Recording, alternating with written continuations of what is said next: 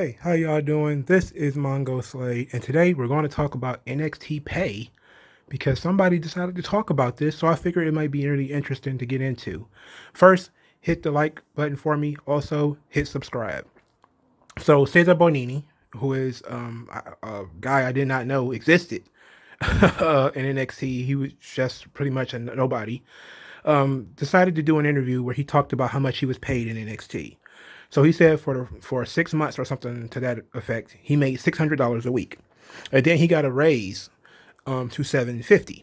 So that's not a lot of money when you look at it over the course of a year. So if you look at the first 6 months of his contract or whatever, he made about $14,000, $14,400. That's $600 a week for 6 months. Then he got a raise to $750. And then in 6 months, he made $18,000. And in a year, that's $36,000. So that led a lot of people to say, oh my God, these NXT contracts, they must be horrible. They must be god awful. And so I looked at it and I said, looking at the numbers, it's not good.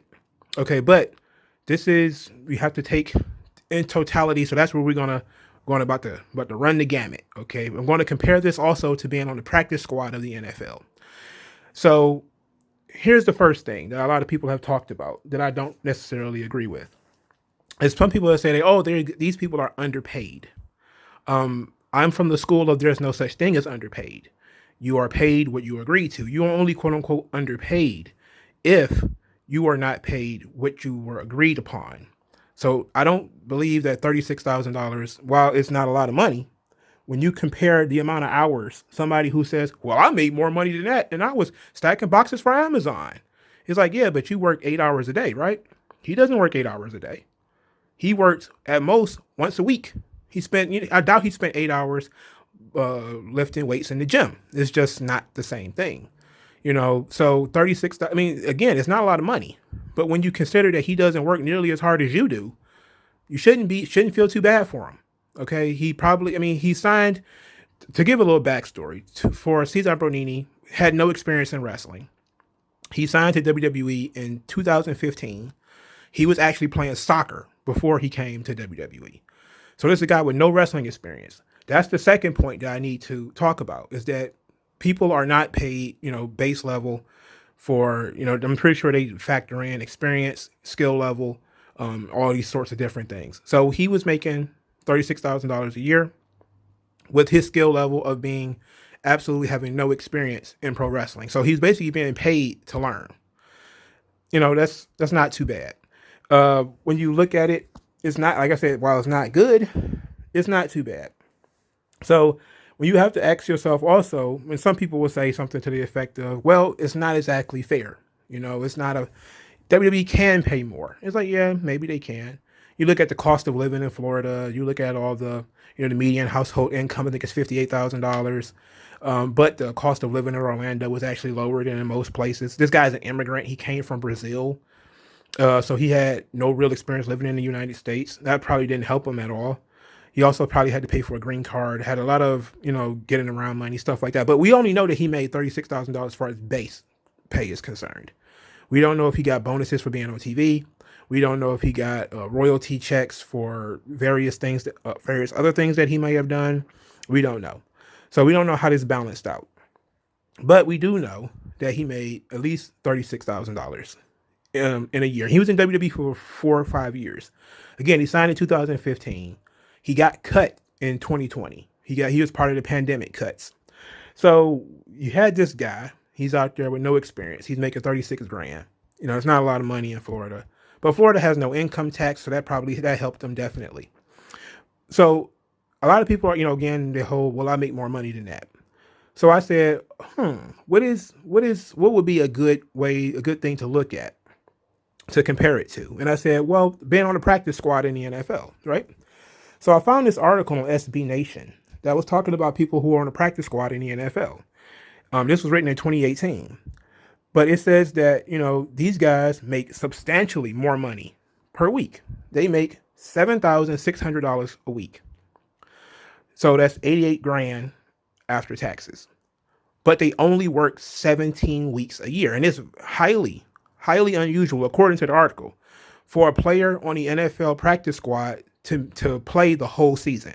17 weeks is how long the season is. This is the regular season I'm talking about. I'm not talking about preseason. It's actually far less if you look at preseason. It's like $1,000 for a rookie, which is not much more than you would be making in NXT. And then, of course, you have to factor in where are you playing.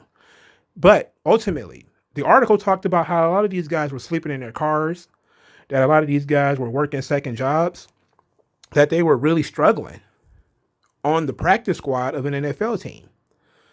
It is very difficult to survive out here. There is no magic numbers. That's really what I'm kind of getting at here. There are no magic numbers. If you were going to pay, well, you also have to look at, WWE again is bringing in people with no experience. The NFL practice squad pays more for people with experience. I think it's substantially more for people who are with more experience. But this $7,600, that was just baseline. I'm pretty sure some people made more than that. Maybe some people made less, depending again on experience. So it's not a usual thing. We can't extrapolate Cezar Bononi's payments, to Adam Cole or anyone else who got 10 years more experience, who likely could make far more money on the independents. If you can make more money on the independents, you would stay on the independents, right? I mean, that would make a lot more sense. But here is one of the many things that is an advantage is that on the NFL practice squad, you do not have stability. You can be cut at any time. Now, you can be cut at any time in NXT, but how often do they cut people within 17 weeks? Like how often do you get cut within the year? Usually they try to see which they can get, especially if you've been brought in as a prospect, which this guy had. This guy had been brought in as a prospect because he had no experience. So, of course, they're going to give him time to develop, so he had at least a year to develop. So he was going to make far less money than an NFL practice squad player in a year. But at least he knew he had a job next week. At least, at least he wasn't sleeping in his car, like he was talking about in the article that I read, which came from Post Wrestling, by the way. I'm gonna put both of these articles in the description. He talked about not having enough money to have a TV or not having enough money to go to an amusement park. And I'm saying, like, I'm looking at these guys who are sleeping in their cars and they NFL football players. And all I can say is it's tough out there, dog. It's tough for everybody. It's tough for everybody. But I'm pretty sure he got a garbage contract, mostly due to his lack of experience. And, who knows? I don't know how his English is or anything like that either, because I don't remember this guy at all. But I just figured it's an interesting topic to discuss. And while I agree, $36,000 rather, a year is not a lot of money. Especially, but he at the time didn't have any children. So it was just him and his wife. And if I remember correctly, he was talking about, he's having visa problems and his wife couldn't work or something to that effect. So there's only one income in the house. That's also a big problem. So there was a lot of different things going into this situation. But here's my question. Let's say that you are one of those people that after all of this stuff that I just said, and you're still saying that the NXT contracts are unfair, that this Cezar Bononi should have gotten paid more. My question to you is, what is the appropriate payment for somebody with no experience? What is the appropriate payment for somebody who has no experience? I hear that a lot when people are talking about, you should be able to pay more. You should, because you figure, you look at how much the company makes, but you also have to look at, there are people on the roster who are drawing. Those people are definitely going to get paid more. Then you have the people way down at the bottom, and those people are mostly a liability. They are not. They're an investment into the future. They're not generating any money right now. So you have to ask that question. You have to ask the question: what do you pay somebody who has no experience, especially in an industry like pro wrestling? What is the base pay? What should it be? Is $600 a week too much or is not enough?